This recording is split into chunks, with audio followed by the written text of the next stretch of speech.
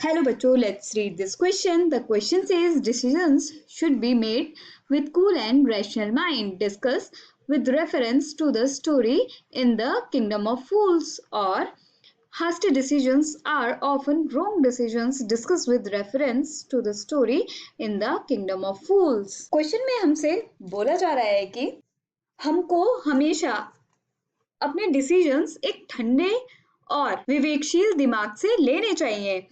इसको in the kingdom of fools story के reference में डिस्कस करें या फिर जल्दबाजी में लिए गए डिसीजंस अक्सर गलत डिसीजंस होते हैं। इसको भी in the kingdom of fools story के रेफरेंस में डिस्कस करें।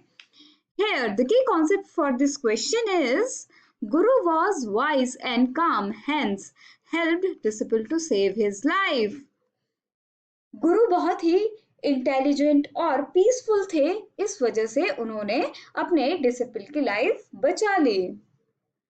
The story in the Kingdom of Fools teaches us an important lesson that decisions should be made with a cool mind and rational thought. Hasty decisions always have dangerous consequences. In the Kingdom of Fools, जो story हमने पढ़ी है बच्चों, उसने हमें एक important lesson सिखाया है कि हमें डिसीजन हमेशा एक ठंडे दिमाग और विवेकशील थॉट्स के साथ लेना चाहिए और जल्दबाजी में जो भी हम डिसीजन लेते हैं वो उनके हमेशा कुछ ना कुछ डेंजरस रिजल्ट ही निकलते हैं। The disciple got tempted by the cheap goods and did not heed his guru's advice, instead made a hasty decision to stay back. अब देखिए, जो गुरु के शिष्य थे वो लालच में आ गए उस चीप फूड के, सस्ते फूड के, और उन्होंने अपने गुरु की एडवाइस पे बिल्कुल भी ध्यान नहीं दिया, जबकि उन्होंने एक जल्दबाजी में डिसीजन लिया कि अब वो इस किंगडम में ही रहेंगे। Ultimately he fell a victim to the senseless judgment of the foolish king and came on the verge of losing his life. If he had taken some time to review his desire to stay back, he would have certainly realized the importance of the guru's advice. अंत में disciple उस बेवकूफ king के senseless judgement का पीड़ित बन गया और अपनी जिंदगी को खोने के एकदम करीब पहुंच गया।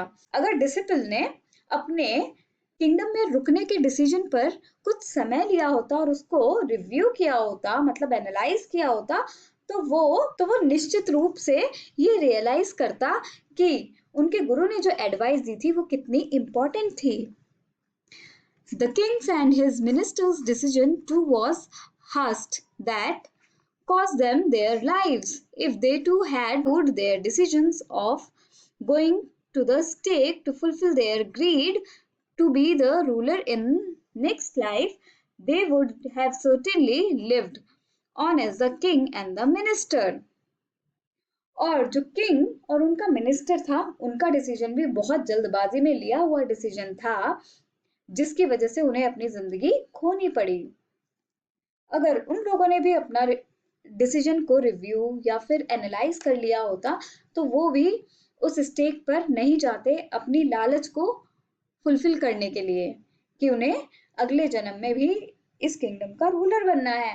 वो निश्चित रूप से जीवित होते और अभी भी इस राज्य के किंग और मिनिस्टर बने रहते। Thus, the story emphasizes the value of making decisions wisely by weighing all the pros and cons. A hasty or a foolish decisions can have disastrous consequences. तो बच्चों, हमने इस स्टोरी में उन वैल्यूज पे जोर दिया कि हमें अपने जिंदगी में डिसीजंस जो हैं वो हमेशा एक ठंडे दिमाग से और विवेकशील थॉट्स के साथ लेने चाहिए, उस सिचुएशन के प्रोज एंड कॉन्स को जानने के बाद, मतलब अच्छाई और बुराई को देखते हुए।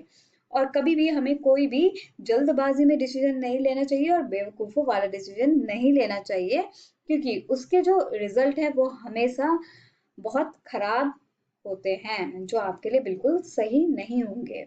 I hope you understood it well. Best of luck. Thank you.